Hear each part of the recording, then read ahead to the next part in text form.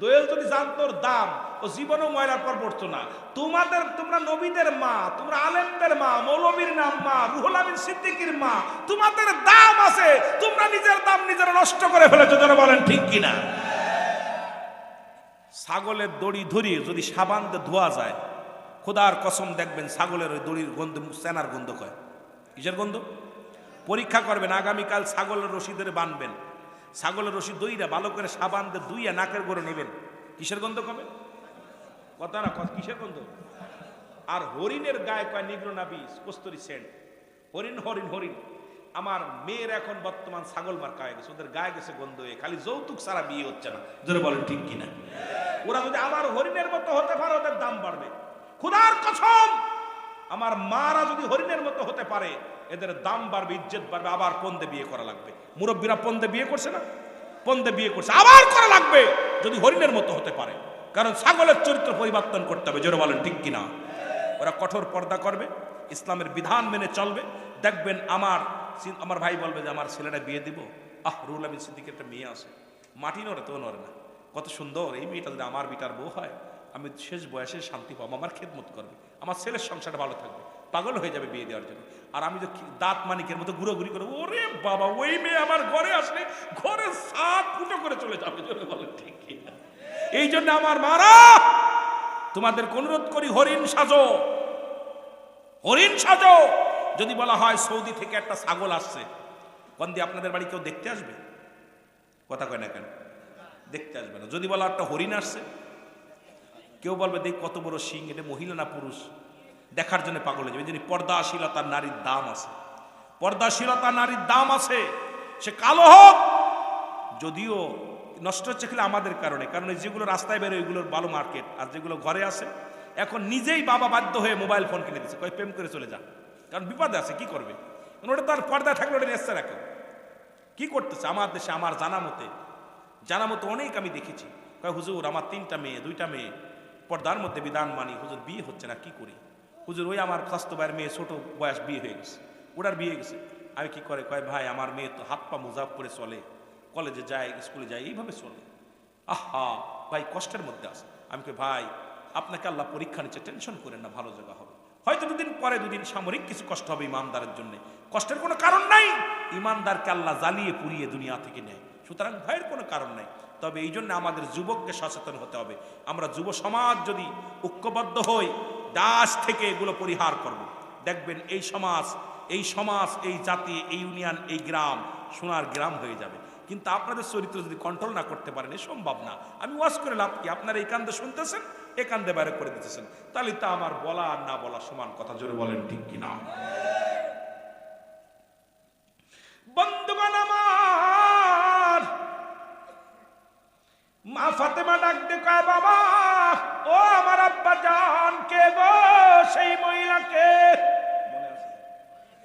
যেটা বলেন মনে আছে? নবী ডাক দিয়ে কয়, ফাতেমা রে, ও জননী মা শোনো, ওই পাহাড়ে তারা বাস করে, জঙ্গলার কাট কাটে স্বামী, ওই কাটুরিয়ার বিবি জামিলা। সারা রাত ফাতেমার ঘুম হয় নাই, সকাল হয়ে গেল, সকালবেলা ঘুম থেকে উঠে নামাজ শেষ করে কাঠুরিয়ার বাড়ি যায়, আসসালামু আলাইকুম, আসসালামু আলাইকুম, আসসালামু আলাইকুম। ভিতর থেকে আওয়াজ, ওয়ালাইকুম আসসালাম। কে গো? বলে ওবু নবী ফাতিমা, আমি ফাতিমা আপনার দরজায় দাঁড়াইছি রে বোন। ফাতিমা বলে, বুন্ডে আপনি কি জামিলা? বলে হ্যাঁ। কয় বুন্ডে একটু ঘর খোলো, দরজা খোলো, আমি তোমাকে একটু দেখবো। এরা ডাকতে জামিলা বলে, বোন ফাতিমা আমারে তুমি ক্ষমা করো গো,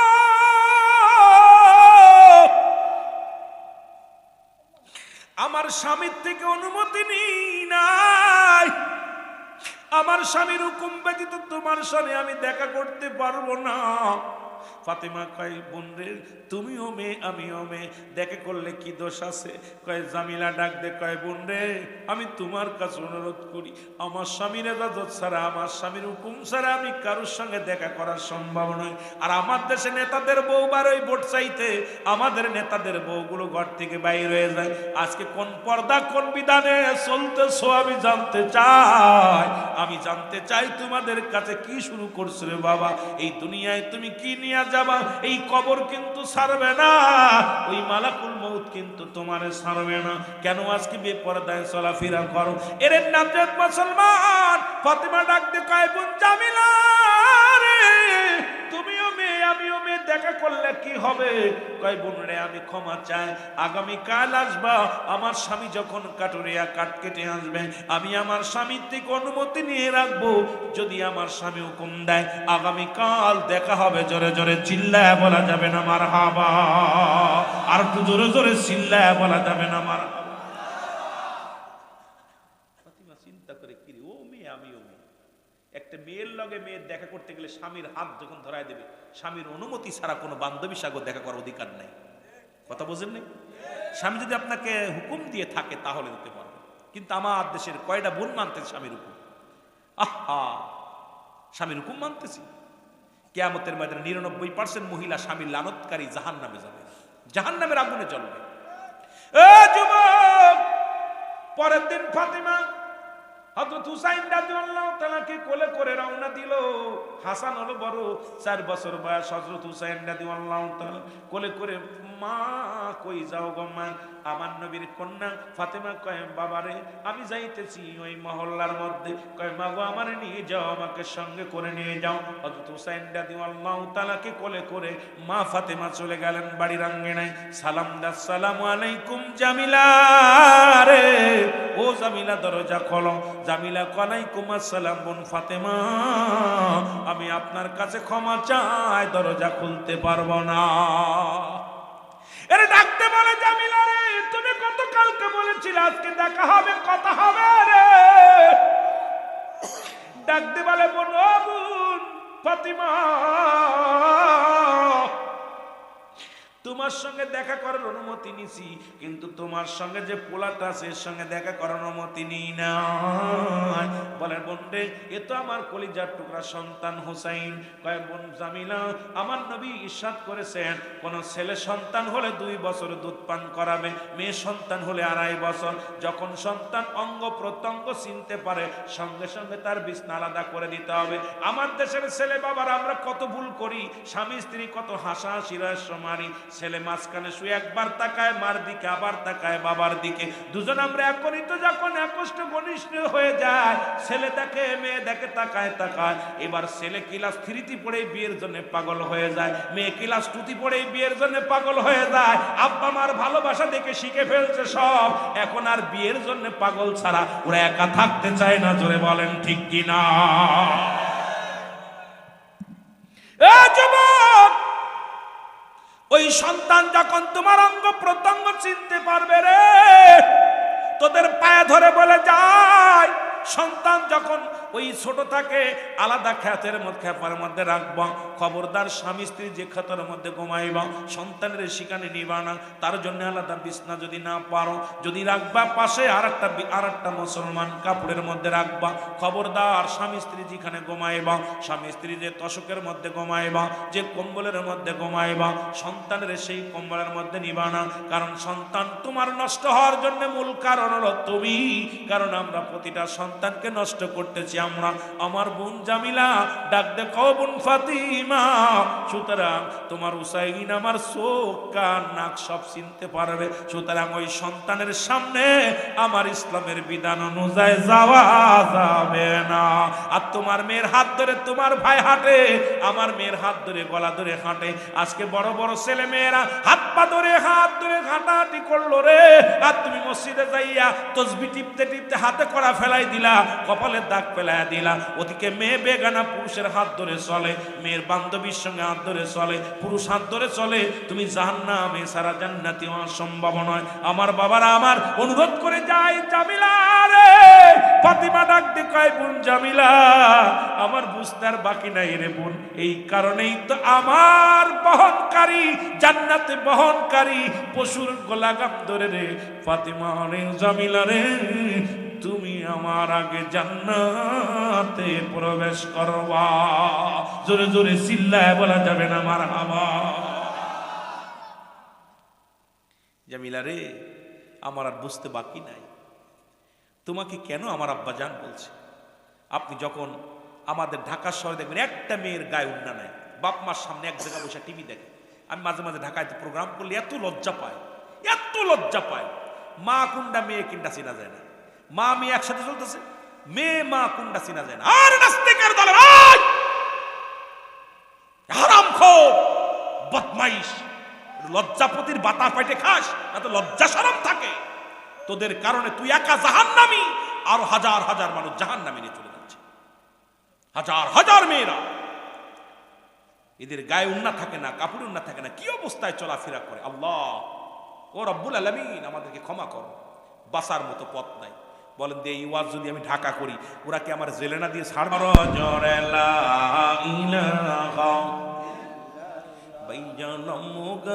মনের বেদনা আহাদু যাইলে কেউ বোঝে না, বলো বুঝাইলে কেউ বোঝে না, আইরে শোনাইলে কেউ শোনে না, বলো শোনাইলে কেউ শোনেন শাহে মদিনা আলা।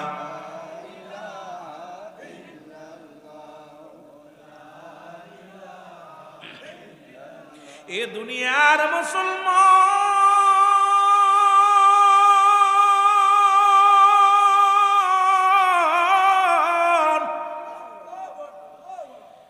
এ মা বোনেরা শোনো গো, নামাজ যেমন ফরজ, পর্দাও তেমনি ফরজ। আমার নবী ডাক দিয়ে বলে, ফাতিমা রে, ও ফাতিমা শোনো মা, তুমি জান্নাতের সরদারিনী গো মা। হযরত আলী রাদিয়াল্লাহু তাআলার বিবি, আর আলী ছিল 4 জন সাহাবী, জান্নাতি 10 জন সাহাবীদের মধ্যে একজন। দুনিয়ার মধ্যে ঘোষণা শুনেছে, নবী নিজ মুখে বলছে আলী ফিল জান্নাত। সুবহানাল্লাহ, আরো জোরে। নবী 1 নম্বরে বলেন আবু বকর ফিল জান্নাতি, উমর ফিল জান্নাতি, উসমান ফিল জান্নাতি, আমার আলী ফিল জান্নাতি। সুতরাং 10 জন সাহাবীর নাম ঘোষণা করছে কে? এর জোরে বলেন কে? নবীজি। জোরে বলেন কে? আস্তে কইবেন না জোরে কইবেন। 10 জন সাহাবী জান্নাতের সার্টিফিকেট দিয়েছে নবীজি দুনিয়ার মধ্যে। আমার দেশে অনেক পীর সাহেব এখন জান্নাত বিক্রি করে, আমার দেশের অনেক নেতা এখন জান্নাত বিক্রি করে, অথচ নবীজি কোন সাহাবীর বিষয় বলে না। নবীজি 10 জন সাহাবীকে বলেছে, তোমরা 10 জনকে আমি নবী তোমাদের জান্নাতের সার্টিফিকেট দিয়ে দিলাম। জোরে জোরে চিল্লায় বলা যাবে না মারহাবা? আরো কোন আসতে বাড়ি যে মা ফাতেমা কাব্বা জান কি বলতে চান? কয় ফাতেমা রে, তুমি হলে মহিলাদের সরদারিনী। ও ফাতিমা, কাব্বা জান আপনি ঠিকই বলেছেন, কারণ জগৎ বিখ্যাত মা আমি ছাড়া আর কে? কারণ আমার স্বামী হলো শেরে খোদা হযরত আলী, জান্নাতের সার্টিফিকেট পাইছে। আল হাসান আল হুসাইন, 2টি কলিজার টুকরা সন্তান, যুবকদের সরদার। আব্বা গো আমি যার কন্যা, আমার আব্বা হলো জগৎ বিখ্যাত নবী, আমার নবী হলো কুল কায়নাতের রহমত, রাহমাতাল লিল আলামিন। জোরে বলেন না মারহাবা? এরে আমার মতো দামি কে আছে রে? আমার মতো দামি মানুষ কে আছে? আমার মতো বুজুর্গ মানুষ কে আছে?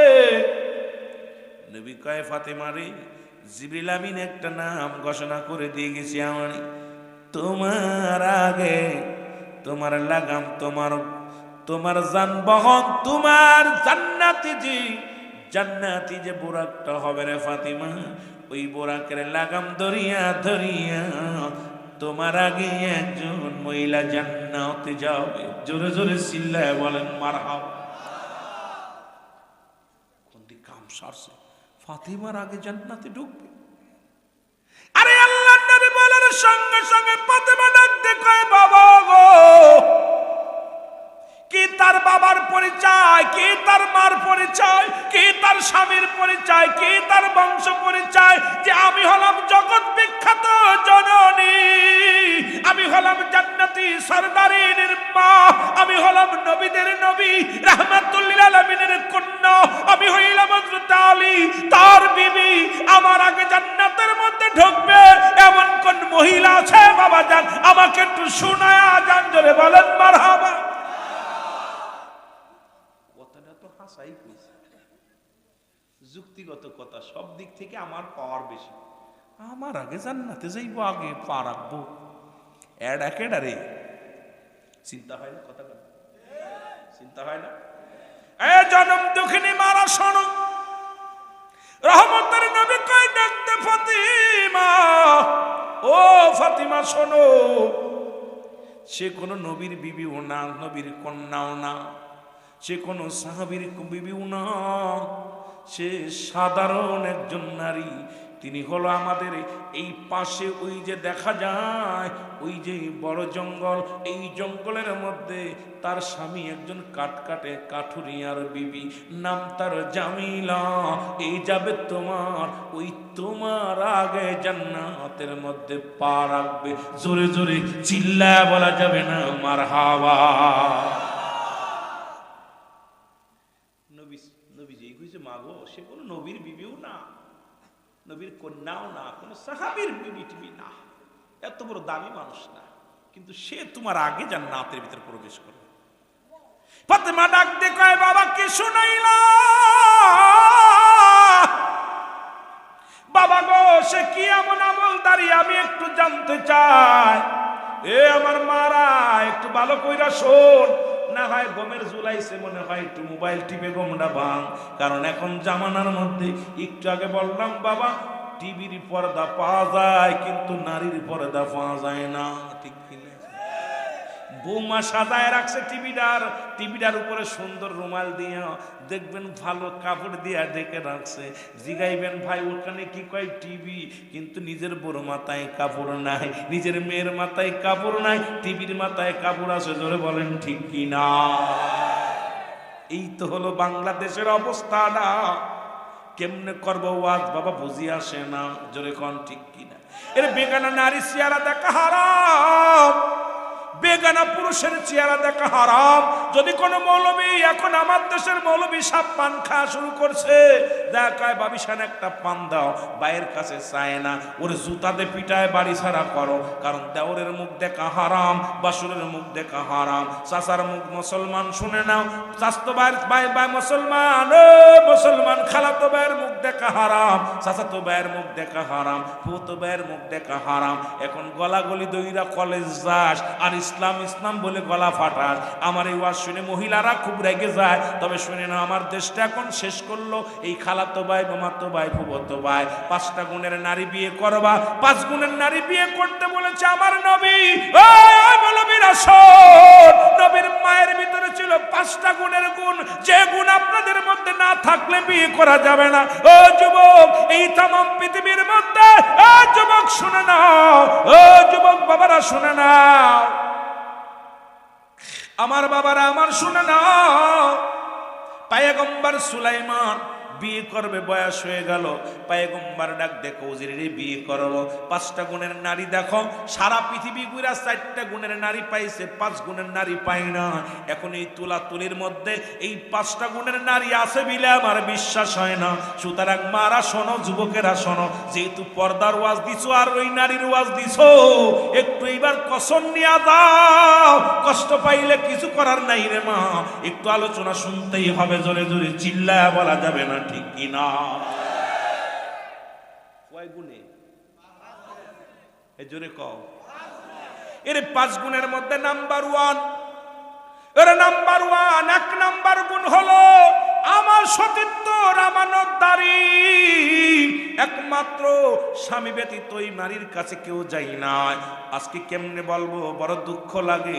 আমার দেশের মা বোনদের ইজ্জত নষ্ট হয়ে যায়, সতীত্ব নষ্ট করে মামাতো ভাই, ফুফাতো ভাই, খালাতো ভাই, বন্ধু বান্ধব। আজকে মুসলমান এই গুণের নারী পা বড় দুষ্কর। নবীর আম্মা জান মা মেনার ভিতরে ছিল এই 5 গুণের গুণান্বিত। 1 নাম্বার নারী বিয়ে করবা, সতীত্ব আমানতদারি। 2 নাম্বার হলো আমলদারি নারী। যদি কোনো ব্যক্তি আমলদারি নারী বিয়ে করতে পারো, জীবনেও স্বামীরে কষ্ট দিবে না, জীবনেও কোনোদিন মা বাবারে কষ্ট দিবে না। ওই মেয়ে কোনোদিন তোমারে বলবে না আমাকে একটু কুমিল্লা নিয়ে যাও বাজার করবো, আমাকে নিয়ে যাও একটা শাড়ি কিনবো। জীবন ভরে খালি গায়ে থাকবে, তবু পোশাকের জন্য বায়না ধরবে না। জীবনে তুই মোটর সাইকেলের পিছু উঠাইতে পারবি না। যদি কোনো মুসলমান আমলদারি নারী হয়, জীবনে বলবে স্বামী রে আপনার পায়ে ধরি আমি মার্কেটে যাব না, আপনি যা আনবেন ওটা মেনে নিব, আপনার কথার বাইরে আমি চলবো না। নাম্বার 3 হলো মুসলমান শোনো, এই পৃথিবীর মধ্যে পর্দাশীলতা নারী। আজকে পর্দাশীলতা নারী কোনোদিন ঘর থেকে বাইর হতে চায় না, ওরা ঢেউ খায়। মুসলমান আজকে মেয়েদের নাম দিছি আমি বাতাস খাতুন, ছেলেদের নাম দিছি আকাশ মিয়া। আজকে ছেলেরা ঢেউ খায়, মেয়েরাও ঢেউ খায়, কারণ পর্দা যেমন ফরজ, নামান তামাজ তেমন ফরজ। আজকে বাংলাদেশে পর্দা নাই, পর্দার ওয়াজ যদি করি মৌলবীদের চাকরি ছুটে যাবে। বেগানা নারী নিয়ে অফিসে বসো, বেগানা নারী নিয়ে অফিস আদালত করো, চাকরি করো, আর ফতোয়া দাও মৌলবীর টুপি মাথায় দিয়া বড় বড় কথা কও। আগে বেগানা নারীর সঙ্গ ছাড়ো, বেগানা নারীর সঙ্গ ছাড়ো, এরপরে ফতোয়া দাও। ওরে ক্ষমতার জন্য কত কি করবা, এগুলো চলবে না, ভণ্ডামি চলবে না। এটা ইসলামী রাষ্ট্র বাংলাদেশ, মুসলিম রাষ্ট্র বাংলাদেশ। এই দেশের মধ্যে সত্য যদি প্রচার করতে হয়, ভণ্ডামি চলবে না, ভণ্ডামি চলবে না। জোরে বলেন ঠিক কিনা?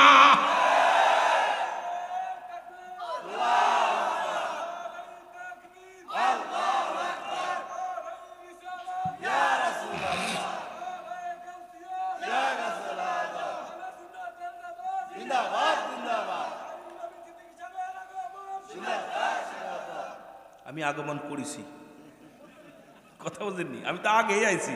তাহলে মানুষ শুনবো, কই হুজুর মনে কে বলি, বিপদে ফেলে দেবেন না। কথা বুঝেন, রাগ করেন না। রাগ করছেন না? এবার এই রাগ করছেন, তাক বেশ সুন্দর দিচ্ছেন, ভালো হয়েছে। তো কইছেন আগমন করছেন, কলে কই হুজুর মনে কে বলেছে রে, কাম সারছে। তাহলে তো বিপদ, বিপদ, বিপদ। আমার বাবারা, যদি কথাগুলো বলি, বেগানা নারীর চেহারা দেখা হারাম। তুই পরের মহিলা নিয়ে অফিসে বই চা খাও, অফিস করো, পেটের দায় না, ভণ্ডামি বারবার তাকাও চশমার মধ্যে, এরম এরকম ঠিক কিনা? আবার বড় বড় ইসলামের কথা কও, ভণ্ডামি, এগুলো সব ভণ্ডামি। হারামকে হালাল বললে কাফের, কাফের, কাফের। রাসূলুল্লাহর বিবি বসে আছে, 2 অন্ধ সাহাবী আছে। নবীজি বলতেছেন তোমরা ভিতরে যাও। বিবি বলতে হুজুর উনি তো অন্ধ। কয় তুমি ও দেখতেছ না, তুমি তো দেখতেছো। তাহলে তুমি যে পরের মেয়ে নিয়ে অফিসে বসে আসো, চাকরি করতেছো, মাস্টারি করতেছো, আর পরের বউ নিয়ে বয়া বয়া বয়া গল্প করতেছো, আর বড় ফতুয়া দিতেছো। আজকে আমার দেশে এই ভূতে ধরছে এদেরকে, ভূতের ওই পিছনে থাকে পা, আর আমাদের দেশের মৌলবীদের ধরছে এখন ওই ভূতি। পরের নারী দেখলে ভাল লাগে না, আর বড় বড় লিকসার মারে ওয়াজ করে, এই জন্য ওয়াজে কাজ হচ্ছে না। জোরে বলেন ঠিক কিনা?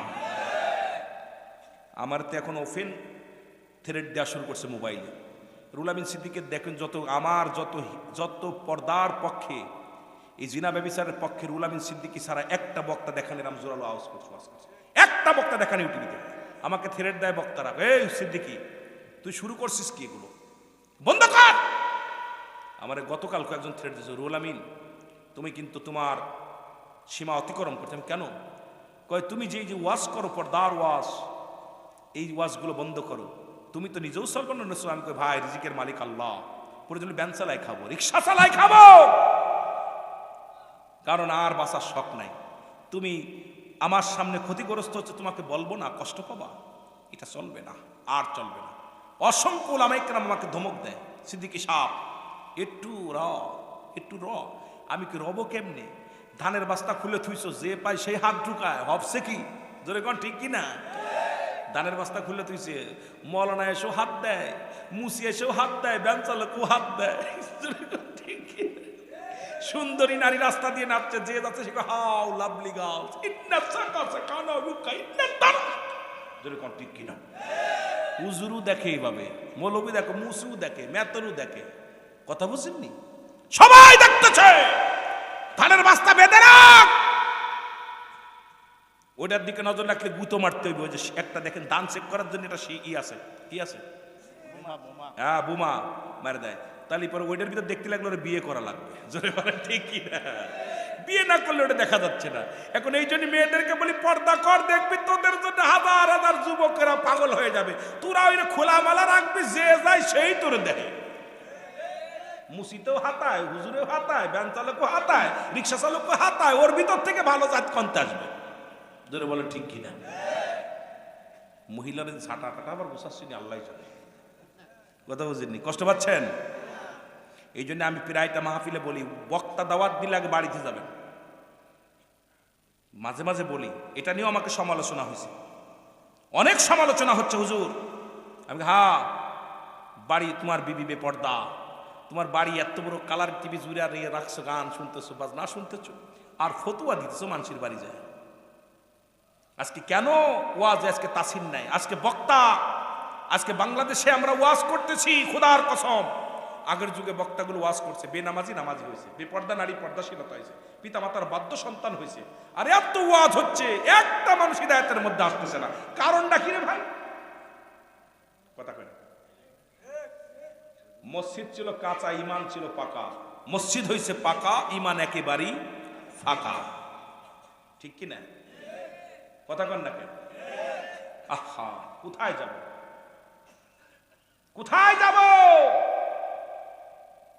ও দেশের ভাই রে, বল না কোথায় যাই রে, একটু শান্তি বলো কোথায় গেলে পাই রে। চারিদিকে দেখি শুধু নাই কিছু নাই রে, ও দেশের ভাই রে, বল না কোথায় যাই রে, একটু শান্তি বলো কোথায় গেলে পাই রে। পাম্পে তেল নাই, মরিচি ঝাল নাই, নবাব বাড়ি নবাব নাই, যুবকের কাম নাই, চারিদিকে দেখি শুধু নাই কিছু নাই রে, ও দেশের ভাই রে, বল না কোথায় যাই রে, একটু শান্তি বলো কোথায় গেলে পাই রে। মসজিদে গেলে পারে শান্তি খুঁজে পাই রে, মাহফিলে গেলে পারে শান্তি খুঁজে পাই রে, পিতা মাতার খেদমত করলে শান্তি খুঁজে পাই রে, পর্দা মেনে চললে শান্তি খুঁজে পাই রে, হালাল খাইলে পারে শান্তি খুঁজে পাই রে। জোরে বলেন ঠিক কিনা? শান্তি খুঁজতে হলে এগুলো তো দরকার আছে। কোথায় যাব বন্ধুরে আমার? 3 নাম্বার হলো পর্দাশীলতা নারী, 2 নাম্বার হলো বলতেছিলাম মুসলমান আমলধারী নারী, 3 নাম্বার পর্দাশীলতা নারী, 4 নাম্বার হলো, ও যুবক শুনে নাও, শুনে নাও, গুণবতী রূপবতী নারী। গুণবতী মেয়ে যার কপালে জুটছে রে, জীবনেও সে 1000 মাস, কত যুবক 10 বছর 20 বছর বিদেশে পড়ে আছে, ওই বিবি কোনোদিন অন্য পুরুষের কাছে যায় নাই। আরে মুসলমান, মনের কষ্ট মনে নিয়ে চোখের পানি দিয়া বালিশ ভিজাইছে, কোনোদিন স্বামীর হক নষ্ট করে নাই। কারণ ওই গুণবতী রূপবতী মেয়ে, আজকে আমরা ধলা চামড়ার পাগল, এই ধলা চামড়া দেখে বিয়ে করছি, 2 মাস বিদেশে গেছি, আসে দেখি বউ আর নাই। আমি কই যুবকরা, তোরা বউ থুয়ে বিদেশে যাস না, সে বউ পাবি না। কথা কন ঠিক কিনা? এরা যদি গুণবতী রূপবতী মেয়ে বিয়ে করতে পারে, জীবনেও যাবে না। স্বামীর আদর পাই নাই, তবু তোর সংসার ছেড়ে যাবে না। চিন্তা করবে, আল্লাহ বাঁচবার কতদিন, আমার স্বামীর মুখটা নিচে হয়ে যাবে, বাবার মুখটা নিচে হয়ে যাবে, আমার ভাইয়ের মুখটা নিচে হয়ে যাবে, কলঙ্কিনী খবরে আল্লাহ দুনিয়ার মধ্যে না না এই কটা দিন জীবনে ভাবে কাটিয়ে দিই। এই জন্য আগের যুগের মেয়েরা যখন বাবারা ছেলে বিয়ে দিত, মাতৃকুল পিতৃকুল যাচাই বাছাই করে বিয়ে করত। আরে মুসলমান, আগে আমাদের একটা প্রবাদ আছে, জাতের মেয়ে কালো ভালো, নদীর পানি গোলাও ভালো। এখন আমরা সুন্দরী চামড়া দেখে, ওই চামড়ার মধ্যে লাগছে মুসির নজর, চামড়ার মধ্যে লাগছে মেতরের নজর, চামড়ার মধ্যে লাগছে মুসলমান মৌলবীর নজর।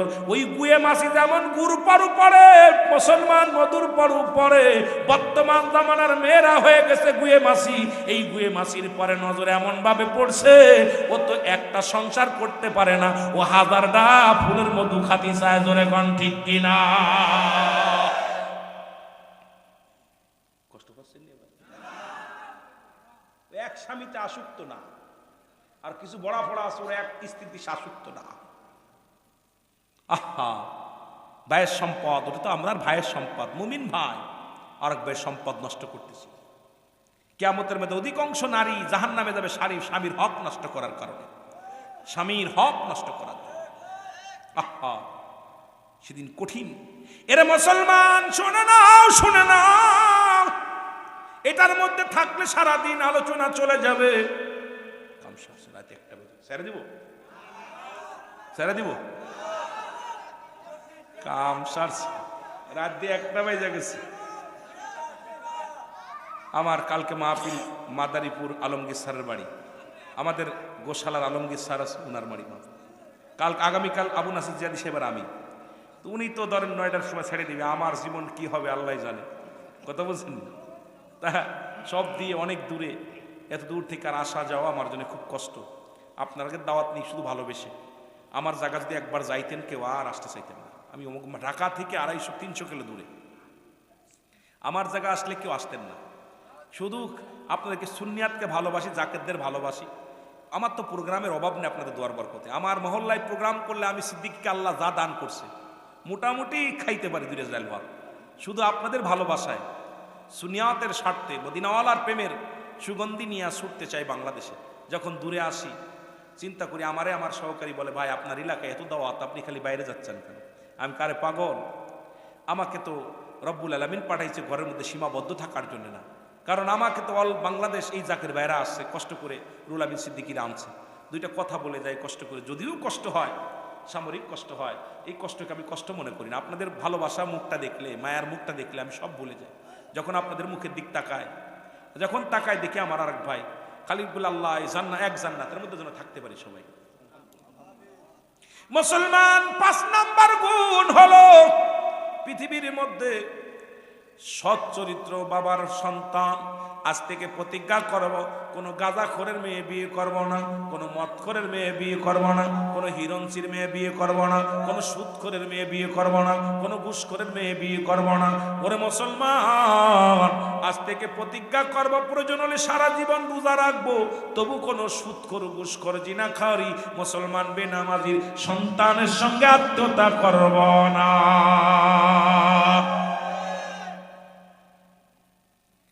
এই এলাকার মধ্যে 5 দিনই এলাকা ঠান্ডা হয়ে যাবে।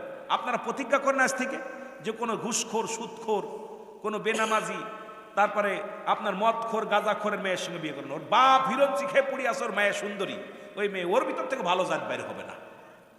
ওর বাপ গাঁজা মদ খেয়ে পড়ি আছে, গাঁজাখোর, বাবাখোর, ইয়াবাখোর, ওর বংশ থেকে ভালো কিছু আশা করা সম্ভব না। জোরে বলেন ঠিক কিনা?